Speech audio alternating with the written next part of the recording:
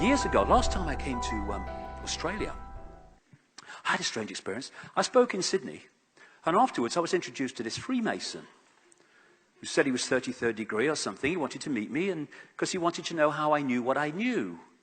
He said, yeah, how do you know that? You're not supposed to know these things. So anyway, I met him, and he said, I said, I'm a good Freemason, he said. I'm trying to fight some of the bad things. I said, okay. He said, if you come to Canberra, he said, I'll show you around Canberra, and I'll show you the Freemasonry imagery. So, okay, I'll go. So I went to Canberra, and I met this guy, and he showed me all around the Parliament building and all the street plan around there and all the rest of it. And then he took me into the War Memorial, the War Museum Memorial in Canberra. And my God, it is ablaze with Illuminati and reptilian symbolism.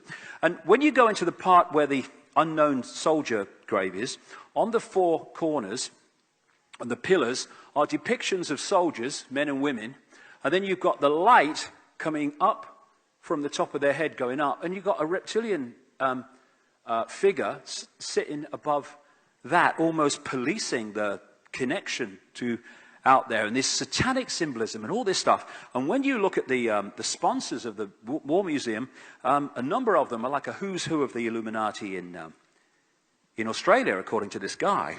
Anyway, I'll tell you what he said to me. He said, we need to get you some money. I said, what do you mean? He said, yeah. He said, we need to get you some money to fund what you're doing. I said, well, hold on. I said, how are you going to do that? He said, we'll give you a credit card. I don't know who we was. He said, we'll give you a credit card. I said, well, how will that help me?